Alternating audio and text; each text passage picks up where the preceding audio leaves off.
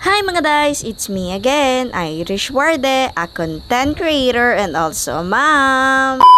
Umagang-umaga nga po ay nakita ko nga po si Kuya Abi at ang aking live-in partner na nagkakawit ng nyok dito sa munting farm nila Kuya Atoy. Nagpakawit nga po pala dyan si Kuya Atoy, gawa ng madami na nga din po palang laya na nyok. Tinaba na nga rin po pala yung malaking saging dito sa may bandang babuyan. Wow. Gawa ng tigas na rin po at masasayang lang ito kapag dumating ang bagyo. Yan nga po pala yung saging na tiniba kanina nila Kuya, o diba ang laki? Hindi ko nga po pala alam ang tawag sa saging na yan. Pa-comment nga po sa comment section kung anong tawag dyan. Kinuha na nga po talaga namin yan, gawa ng baka iba pa po talaga yung kumuha pagkatapos ng bagyo.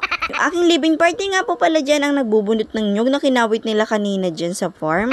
Mga alas 4 na nga rin po pala ito ng hapon. Sabi ko nga po pala sa living partner ko ay ako na nga rin po pala ang magbabahog ng manok at baboy. Gawa ng basa na nga rin po talaga yung damit ko pag hugas ko kanina. Kaya sabi ko sa kanya ay ako na lang, gawa ng isa na lang po talaga yung damit na labahan. Itipid po kasi kami ng damit, gawa ng wala na nga po kaming damit at puro labahan na talaga. Hindi po kasi ako makapaglaba-laba, gawa ng wala nga po palang matingin-tingin kay Sherry. Kaya naman bukas talaga ay maglalaban na ako, promise to. So nga po pala sa part nito ay nagbahog na nga rin po pala ako ng manok at baboy.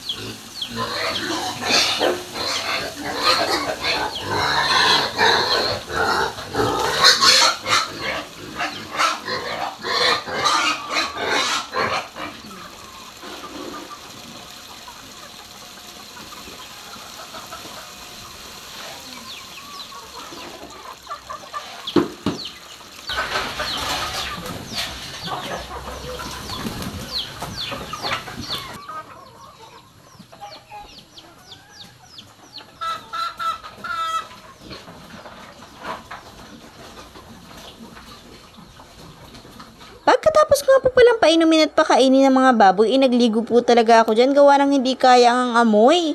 Kung babahog ka nga lang po talaga ay puwerte naman talaga ang amoy, parang perfume. Tapos nga po palang maligo ay dumating nga po pala dyan sila ate na may dalang pansit. Tapos po kumain na nga rin po pala ako ng merienda dyan, gawa na gutom na po talaga ako.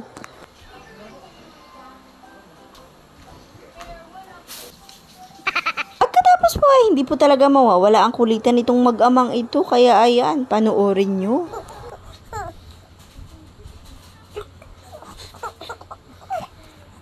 Kili-kili.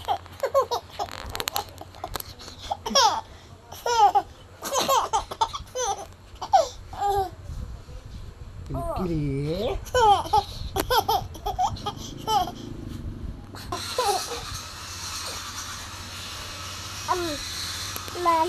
Papa.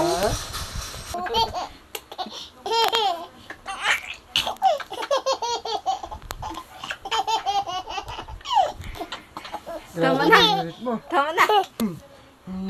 By the way po, maraming salamat nga po pala sa mga nag-follow sa akin at yung hindi pa po nakakapag-follow, please follow, like, share, comment sa akin comment section at huwag niyo pong kakalimutan, Irish Warde Vlogs. Thank you so much.